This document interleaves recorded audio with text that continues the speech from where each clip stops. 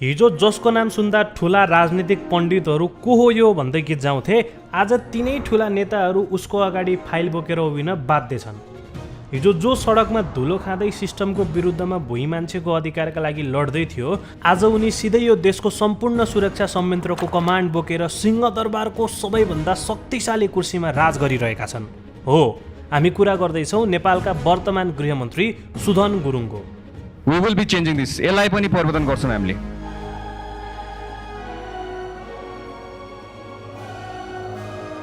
कथा सुरु हुन्छ ठमेलको ओएमजी क्लबबाट, जहाँ उनी कहिले बिट मिलाउँथे त कहिले महँगा पार्टी होस्ट गर्थे।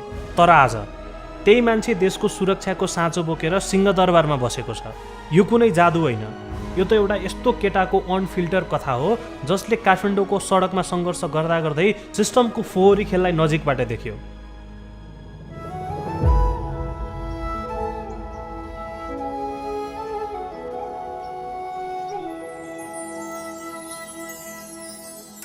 समयलाई अलिकति पछाडि फर्काउँ।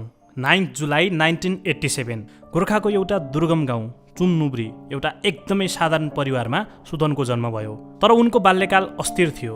सुदन आफ्ना आमा बुबासँग हुर्किन पाएनन्। उनी आफ्नो हजुरबुबा र हजुरआमासँग हुर्किए। कहिले धनकोटा पुगेर आफन्तकोमा बसेर बाल संसार स्कुलमा पढे त कहिले चितवनको गर्मीमा भौतारिए।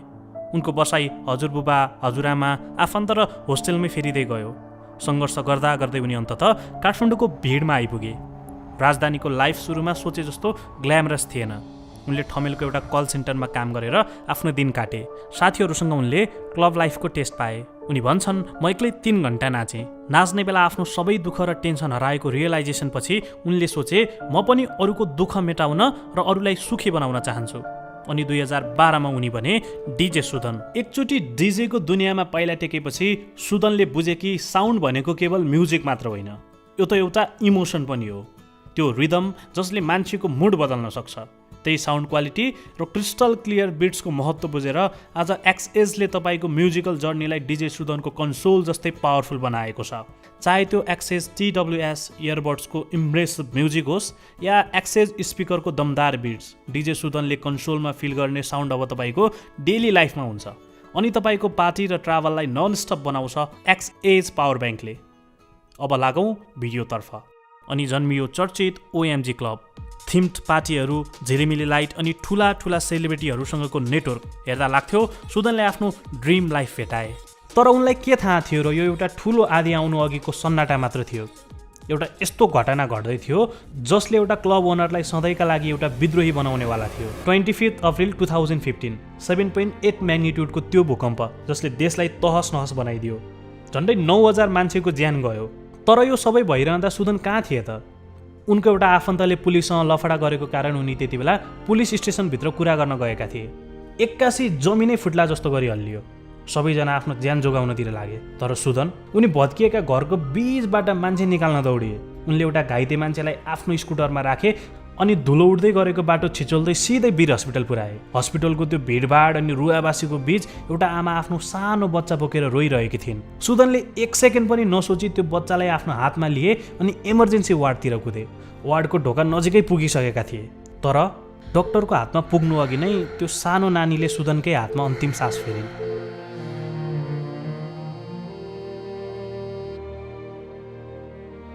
आफ्नै काखमा एउटा निर्दोष बच्चाको मृत्यु।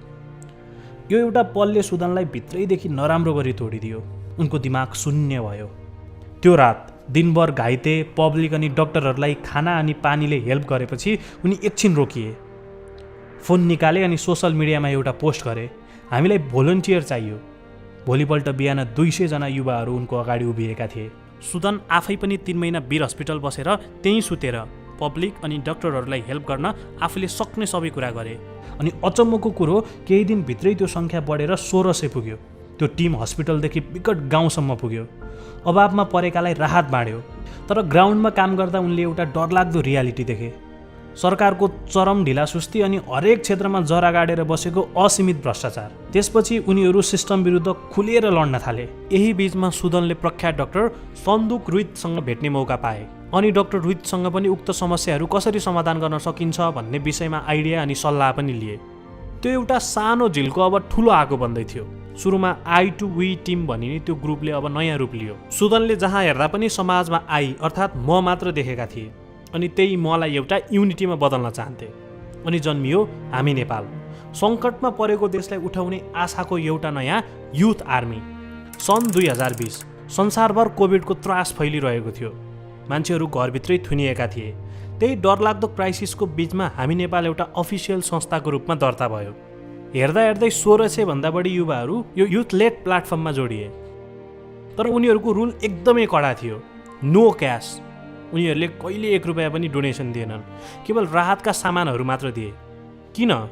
किनकि सुदनलाई राम्रोसँग थाहा थियो जहाँ पैसाको खेल हुन्छ त्यहाँ सिस्टम बिग्रिन्छ।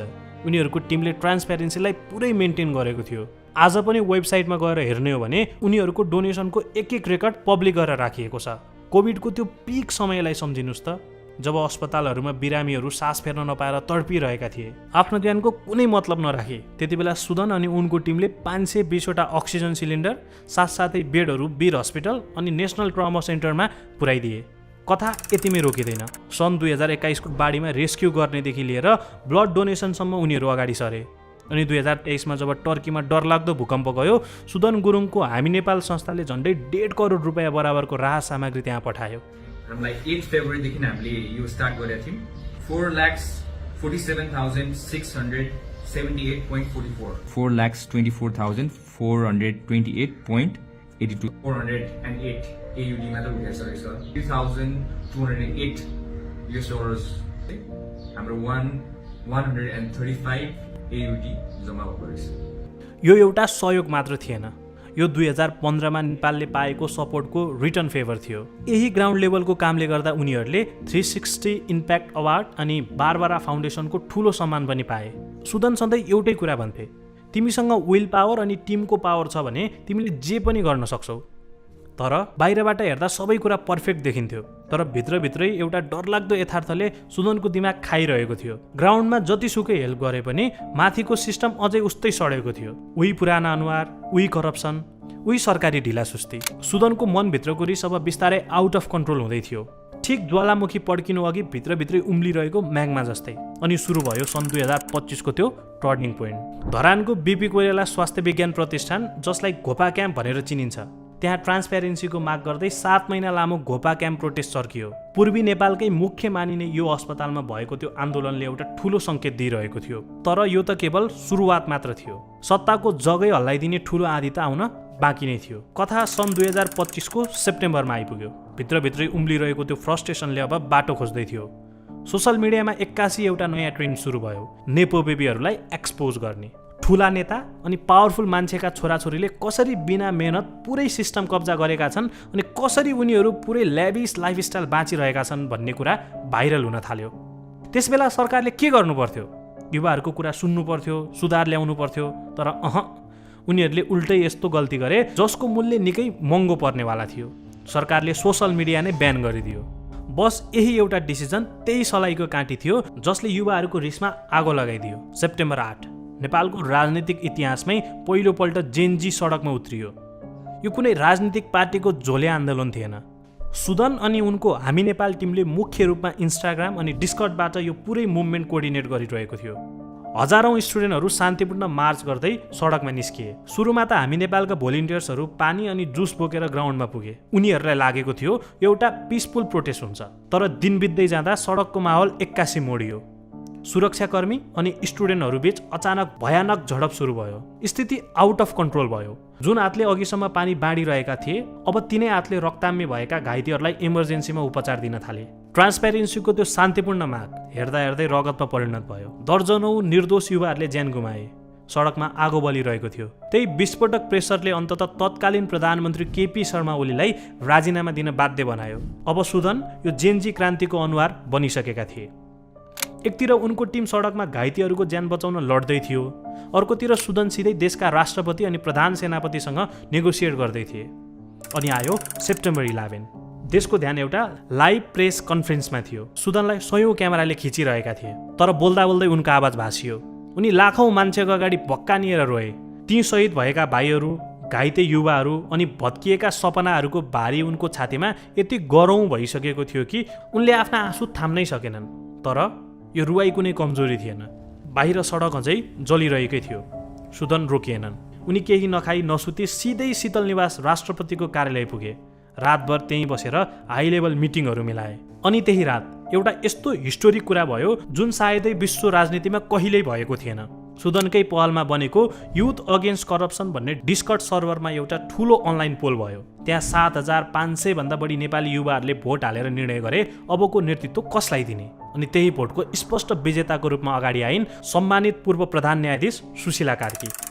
सेप्टेम्बर 12 नेपालको राजनीतिक इतिहासमा एउटा गुजबम ल्याउने दृश्य देखियो। सुशीला कार्कीले जब नेपालको पहिलो महिला अन्तरिम प्रधानमन्त्रीको रूपमा शपथ लिइरहेकी थिइन्, ठिक उनको छेउमा उभिएका थिए सुदन गुरुङ। यो एउटा शपथ ग्रहण मात्र थिएन, यो त सडकमा रगत बगाइरहेका युवाहरूले देशको साँचो नयाँ पुस्तालाई बुझाउनका लागि गरेको एउटा पावर मुभ थियो। अब त सबै कुरा शान्त भयो, सिस्टम ट्र्याकमा आयो जस्तो लागेको थियो नि। तर यति सजिलै हार मान्ने सिस्टम कहाँ थियो र? सिस्टमले फेरि ब्याकफायर गर्यो। सेप्टेम्बर 14 रिपोर्टर्स क्लबमा एउटा प्रेस मिट चलिरहेको थियो। माहौल शान्त नै थियो, तर एक्कासी केही आक्रोशित युवाहरू स्टेजमा चढे। दर्जनौको ज्यान जाँदा पनि सुदनले इनफ काम नगरेको भन्दै उनी माथि खनिए। त्यहाँ कराउने, ठेलमठेल अनि भयानक केयस मच्चियो। अनि त्यही भिडको बीचमा सुदन पड्किए।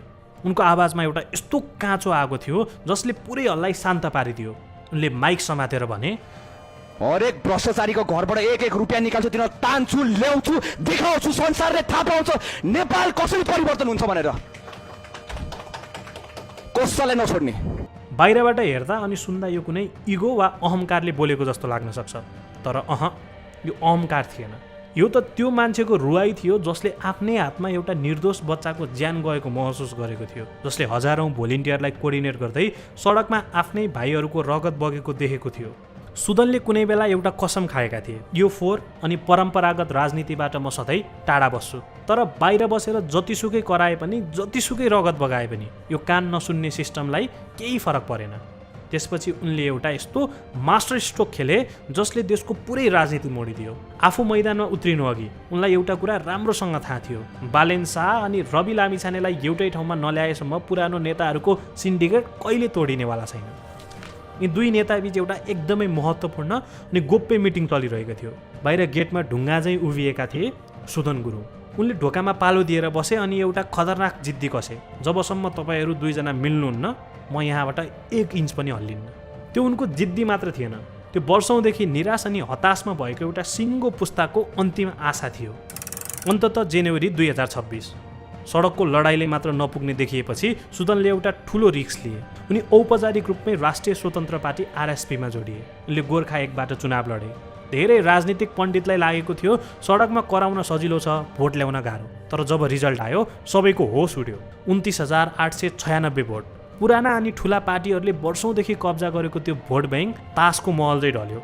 सांसद त बने, तर पावरमा पुग्ने बित्तिकै मान्छे परिवर्तन हुन्छ भन्छन् नि। सुदनले मन्त्रीको शपथ खानु अघि नै एउटा यस्तो काम गरे जसले सबैको ध्यान तान्यो। उनले कोर्पोरेट लुटमाथि सिधै धावा बोले। नेपाल टेलिकम एनटिसीको त्यो दिक्क लाग्दो सिस्टम याद छ तपाईँलाई? डेटा प्याकेज सकिने बित्तिकै पे एज यु गोको नाममा अटोमेटिक पैसा काटिने नियम। जब मान्छेको डेटा सिद्धिन्छ त्यो मान्छेको 5 रुपियाँ काट्ने चाहिँ काम नगरिदिनु होला। सुन्दा यो एकदमै सानो इस्यु लाग्न सक्छ, तर यसले एउटा ठुलो सन्देश दियो। यो मान्छे ठुलो महलका कुरा मात्र गर्दैन, जनताको दिनदिनैका साना साना झमेला अनि स्ट्रगलसँग पनि उत्तिकै अपडेटेड छ। अनि आयो त्यो ऐतिहासिक दिन 26 अनि 27 मार्च 2026। प्रधानमन्त्री बालेन्द्र शाहको क्याबिनेट, अनि त्यसमा इन्ट्री भयो देशको नयाँ गृहमन्त्रीको सुदन गुरुङ। एकछिन दिमागमा यो दृश्य भिजुअलाइज गर्नुहोस् त। हिजो सडकबाट भ्रष्टाचार व्यथित विरुद्ध आवाज उठाउने मान्छे आज त्यही मान्छे त्यो सिङ्गो पुलिस, देशको गुप्तचर विभाग अनि सिमानाको सुप्रिम कमान्डर बनेर सिंहदरबार छिरेको त। कुर्सीमा बस्ने बित्तिकै उनको एक्सन सुरु भयो। भ्रष्ट कर्मचारी तन्त्रलाई तह लगाउन उनले सेन्ट्रलाइज एडमिनिस्ट्रेसनको अर्डर दिए। आन्दोलनमा जसले भित्रभित्रै हिंसा भड्काएका थिए तिनलाई तुरुन्तै पक्राउ गर्न कडा निर्देशन दिए। हिजो सडकमा कराउने त्यो विद्रोही आज सिस्टम कन्ट्रोल गर्ने स्ट्रिक्ट अनि फोकस शासक बनिसकेको थियो। यो सुदन गुरुङको कथा मात्र होइन, यो त हाम्रो नयाँ नेपालको कथा हो। एउटा दुर्गम गाउँबाट सुरु भएर अकल्पनीय पीडा सहँदै देशको मुटुसम्म पुगेको एउटा मान्छेको रोमाञ्चक यात्रा। हिजो सडकमा पोखिएको उनको त्यो रिस, त्यो आक्रोश कुनै इगो वा अहङ्कार थिएन, त्यो त देश अनि जनताप्रतिको अति नै धेरै माया थियो। आफ्नो जिन्दगी निन्द्रा भविष्य सब थोक दाउमा लगाउँदा पनि यो पुरानो सिस्टमको ढिला सुस्तीले काम नगरेपछि अन्तत फुटेको धैर्यताको बाँध थियो त्यो।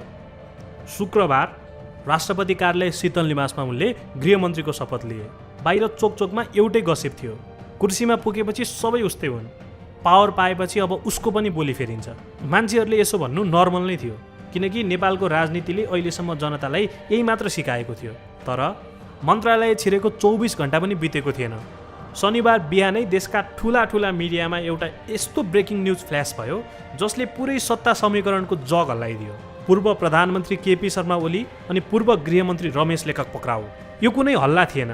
हिजोसम्म कानुनभन्दा माथि मानिने अनि राज्य सत्ताको साँचो हातमा लिएर बसेका ती पावरफुल अनुहारहरू एकाएक प्रहरीको नियन्त्रणमा थिए। कुनै ठुलो भाषणबाजी भएन, कुनै पूर्व चेतावनी दिएन, सिधै एक्सन।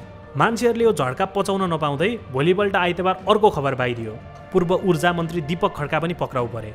त्यसपछि बल्ल धेरैले एउटा कुरा याद गरे, केही समय अगाडि रिपोर्टर्स क्लबमा त्यो भिडमा माइक समातेर रुँदै बोलेको त्यो वाक्य।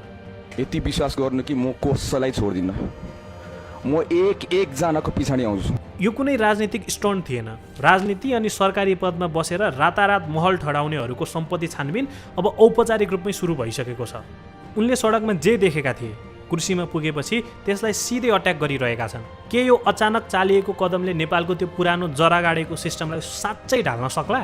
हिजो सडकमा उनी जुन कुराको लागि लडे, के आज कुर्सी पाएपछि त्यही जनताको सरकार दिन सक्लान् त? पुरै नेपालले पर्खिरहेको छ।